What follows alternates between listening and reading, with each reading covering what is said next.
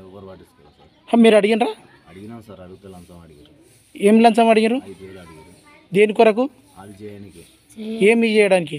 అది మన ఆధార్ కార్డు, అది ration Aadhaar card, ration card apply చేయడానికి 5,000 రూపాయలు అడిగిరా? ఎవరు? బ్రహ్మనాయన.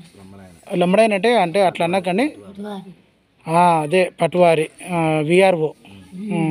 ఇప్పుడు కొత్తగా వచ్చిన పంచాయత్ సెక్రటరీని అడిగిరా? అడగలేదు. మీరు అడిగి చేయించుకోవాలి కదా మళ్ళీ. అడిగినాం సార్, కానీ మమ్మల్ని లంచాలే అడుగుతారు. మాకు అడగడం ఉండదు సార్, మేము ముందే పేదలో. లంచం అడిగినరా వాళ్ళు? అందుకే పట్టించుకుంటాం. ఇప్పుడు మరి నువ్వు ఎక్కడ పోయి ఇచ్చినావు?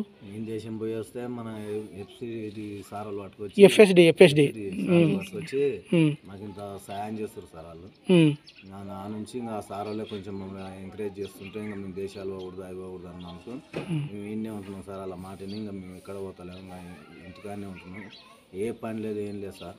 మీరే కొంచెం దయచేసి చేయండి సార్. రైట్. ఎఫ్సిడి సార్ వాళ్ళ తోలికి వచ్చి మాకు సాయం చేస్తారు సార్. రేషన్ కార్డు దాన్ని ఇవి చేపిస్తామని, ఆధార్ కార్డు చేపిస్తామని మా గురించి బాధపడుతున్నారు.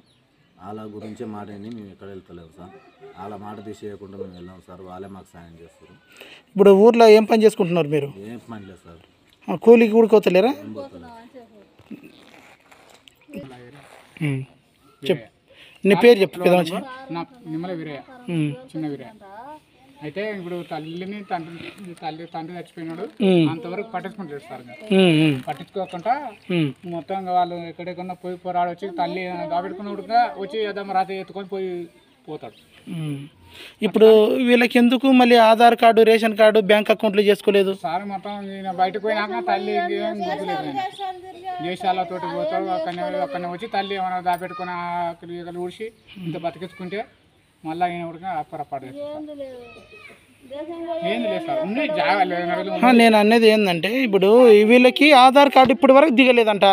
దిగలే సార్, మంచిగా వచ్చి ఉడుకుని మళ్ళీ ఏదైనా పొరపాటు చేస్తాడు సార్. మళ్ళీ వచ్చి కరెక్ట్ మళ్ళీ వచ్చి పొరపాటు చేస్తాడు. మళ్ళీ వచ్చి పొరపాటు ఇంకో ఎప్పుడన్నా వచ్చి ఉడికి పొరపాటు మంచిగా మాట్లాడుతుంది, మంచిగా చేసుకుంటుంది. ఆ కూలి చేసి బట్టం అదో తీసుకొని కూలి తీసుకొని బతికించుకుంటుంది.